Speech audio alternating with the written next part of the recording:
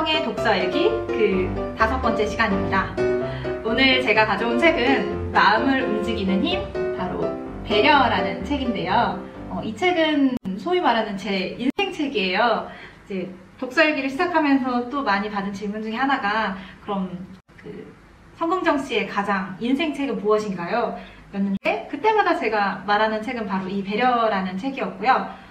책은 한상복 작가님이라는 분이 지으신 책이에요. 원래는 이제 기자로서 12년간 기자 생활을 하시다가 이제 기자 활동 당시 많은 사람들을 만나고 또 그 만난 사람들 중에 본인의 의지대로 인생을 이끌어 가시는 분들의 공통점을 찾다가 바로 찾은 그 공통점이 바로 아무래도 이 배려인가 보죠? 네. 그래서 이제 거기에 대해서 쓰신 책인데, 책은 평범한 자기계발서는 아니에요. 왜냐면 약간은 이제 가상의 인물 위라는 인물을 두고 소설 형식으로 써내려간 책인데, 그래서인지 일반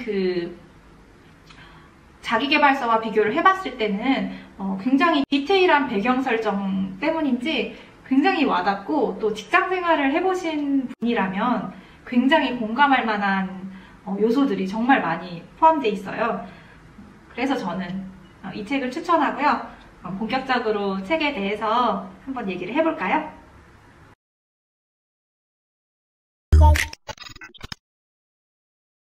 먼저 이 책이야말로 아무래도 제 인생책이다 보니까 정말 모든 파트 하나하나 한 10시간을 통해서 촬영을 하고 싶은데, 그래서 제가 꼭 하나 가장 저의 인상 깊었던 부분과 구독자님들과 공유하고 싶은 부분은 바로 페이지 59페이지에 있는 행복의 조건 이 부분인데요. 그 이유는 일단 제가 성긍정이잖아요. 그래서 행복에 굉장히 관심이 많고, 그리고 두 번째로는 이 책에서 이제 주인공의 멘토 역할이신 인도자분께서 크게 배려를 3가지에 나눠서 알려주세요. 첫 번째로는 나를 위한 배려, 두 번째로는 너를 위한 배려, 그리고 마지막으로는 세 번째 모두를 위한 배려, 이렇게 해서 나누시는데, 저는 너를 위한 배려, 모두를 위한 배려에 대해서는 항상 생각을 해봤던 것 같아요. 배려라는 단어 자체가 내가 어떻게 하면 저 사람을 더 배려할 수 있고, 그래, 그 사람은 굉장히 배려심이 있는 사람이어서 주변에 참 사람이 많아. 뭔가 배려라는 단어 자체를 타인의 초점을 맞춰서 이 배려라는 단어를 생각을 했는데, 먼저 책에서 가장 먼저 나오는 부분이 바로 행복의 조건으로 꼭 필요한 것이 나를 위한 배려이다. 솔직해져라 라는 말을 해요. 책 속에서 상황은 그거예요. 이제 아주 힘듦과 이제 혼란, 이런 위기 속에 있는 주인공 위가 이제 멘토인 인도자를 찾아가서 함께 8층에 있는 회사 내부에 있는 고객 지원 센터에 가서 상담원들 있으시잖아요. 고객님들의 불만이라든지 아니면 문의사항을 접수를 받아서 해결을 해드리고 해소를 시켜드리는 그런 분들을 이제 지켜보는데, 보니까 어떤 분들은 막 눈물바람에 그냥 휴지로 눈물을 훔치시는 분도 있고, 또 어떤 분들은 그냥 타성에 젖어 아무 표정 없이 그냥 또 고객을 응대하시는 분들도 있고, 근데 걔 중에 정말 즐겁게 일하시는 한 분이 있는 거예요. 그래서 이제 그 한 분을 보면서 멘토이신 인도자는 그런 말씀을 해요. 위 당신은 창조자로서 일하는가 아니면 비평가로서 일하는가. 그러니까 일을 하는 데 있어서 내가 창조자로 일하는지 비평가로 일하는지, 이 말인즉슨 그거예요. 이제 소위 이제 비평가로 일하시는 사람들은 항상 이제 비평을 하는 거예요. 뭔가를 스스로 이 행복과 긍정을 창조해 나간다기보다는 그냥 주어진 상황을 보면서 계속 비평만 하는 거죠. 그래서 책에서 보면 그런 말이 있어요. 그래서 우리가 아니 도대체 무엇을 비평을 한다는 것인가, 일을 하는데 무엇을 비평한다는 말씀인가요? 하면 비평의 대상은 여럿이다라고 해요. 첫 번째로는 자꾸 귀찮게 전화를 거는 한심한 고객들일 수 있고, 또 두 번째로는 이 제품이나 서비스에 하자를 만들어서 이게 짜증나게 전화가 걸려오게 하는 회사가 될 수도 있고, 또 세 번째로는 기쁘게 일하면서 자신들을 오히려 질리게 하고 내가 더 비교되게 만드는 옆자리의 그런 창조자들이 또 비평의 대상이 될 수도 있고요.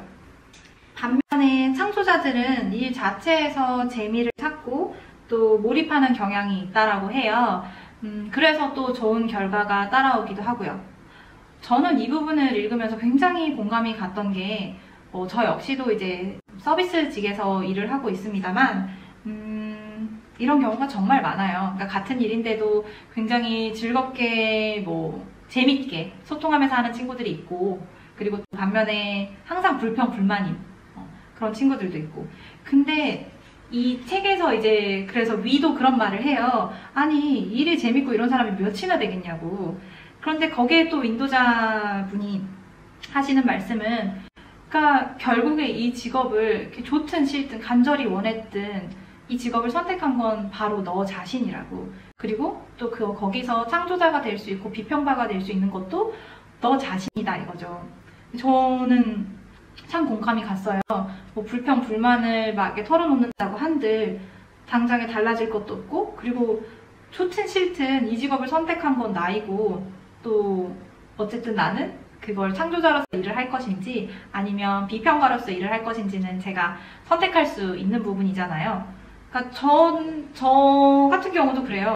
어차피 일을 해야 하는 거고, 지금 제가 운이 좋게도 제가 정말 하고 싶었던 일을 하고 있는데, 이왕 하는 거 즐겁게 하고, 또 이렇게 불평 불만을 얘기하다 보면 함께 일하는 입장에서는 굉장히 상대에게 그 부정적인 기운을 전가하게 되는, 전달시키는, 그래서 즐거운 사람마저도 힘 빠지게 만드는 그런 경우 있잖아요. 그래서 저는 그거 참 안 좋아하거든요. 그래서 제가 주변에 그런 사람이 한번 있었던 적이 있어서 저도 최대한 그러지 않으려고 하고, 꼭 단순히 타인을 위해서가 아니라 그냥 일단 제가 행복하고 제가 즐거워야 하니까. 그리고 또 이 배려라는 차원과 배려라는 그 단어의 범위, 출발에 있어서 나를 위한 배려, 그러니까 나를 배려하고 나를 얼마나 솔직하게 인정을 하고, 또 내가 그 창조자냐 비평가냐를 본인 스스로 선택하면서 충분히 제가 행복해질 수 있고, 또 저는 그 생각도 있어요. 이 배려라는 그 부분에 있어서 나를 위한 배려를 작가님이 가장 처음에 두신 부분은 예전에 어디서 읽은 글귀인데, 나무가 건강하고 잎사귀도 이제 건강하게 많이 자라있고, 그래야지 누군가 쉬고 갈 수 있게 하는 그늘을 만들어줄 수 있지. 나무가 막 곧 쓰러질 것 같이 막 빈약하고 건강하지 않고 막 이파리 하나 없는 그런 나무인데 과연 누군가를 쉬게 할 수 있겠냐. 그러니까 결국에는 내가 건강하고 내가 바로 서야 되고, 또 내가 행복해야지 또 그 행복도 나눌 수 있고, 저는 그것도 배려라고 생각하거든요. 그래서 배려라는 단어 속에서 먼저 내가 행복해야지 되고, 또 그리고 그 내가 하려면 조금 더 솔직해지고 내 자신을 있는 그대로 인정할 수 있어서, 그래서 또 다시 누군가를 배려할 수 있는 그런 배려라는 단어에 대해서 다시 한번 생각해 보게 되었고, 또 저는 또 성긍정이잖아요. 그래서 또 저의 긍정의 이유를 좀 더 탄탄하고 단단하게 할 수 있는 그런 부분이 아니었나, 꼭 이 부분을 공유하고 싶었습니다. 네.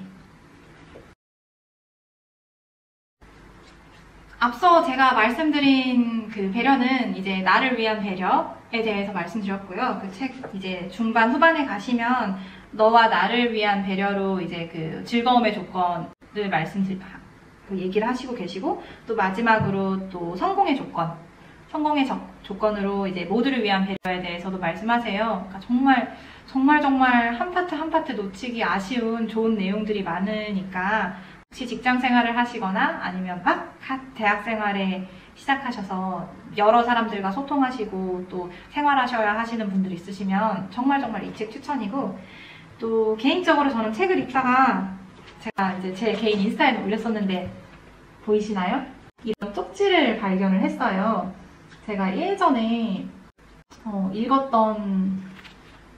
읽고서 이제 책갈피가 아마 없어가지고 제가 이렇게 해놨던 것 같은데, 그런데 이게 너무너무 반가운 거예요. 이렇게 해놓은 게 너무너무 반갑고, 뭔가 괜히 뭉클하고 감동적이기도 하고, 이때도 이게 벌써 두 번째 읽었을 때였나 봐요. 아마 제가 이 책은 한 5번은 정독은 한 것 같은데, 2015년이면 제가 대학교 4학년 때 4학년 1학기 때 한창 힘들 때 취준 막 준비할 때 한창 힘들 때 그때 하도 면접에서 이제 잘 안 되니까 또 면접 준비하는데 너무 마음이 쓰여서 내가 상대의 관점으로 잘 바라보지 못하나? 면접관의 관점으로 잘 바라보지 못하나 하면서 읽었던 그때가 떠오르면서 아 그때도 내가 참 이렇게 그 바쁜 와중에 이 책을 읽으면서 열심히 살았구나 하면서 되게 따뜻해지더라고요. 네. 그래서 여러분도 혹시나 책을 읽다가 뭔가 뭐 좋은 구절이 있거나 아니면 이 책을 또 읽을 것 같다 아니면 뭐 책갈 데가 없었다든지 그래서 이렇게 하나 이렇게 그냥 별거 아니지만 이렇게 써놓으시면 나중에 언젠가 우연히 발견한 그날 큰 힘이 되고 감동이 되고 또 하루를 만들 수 있게 되니까 이런 것도 추천입니다. 네, 이상으로 성궁정의 독서 읽기 5번째 시간 마치겠습니다. 다음에 더 좋은 내용으로 또 돌아오겠습니다.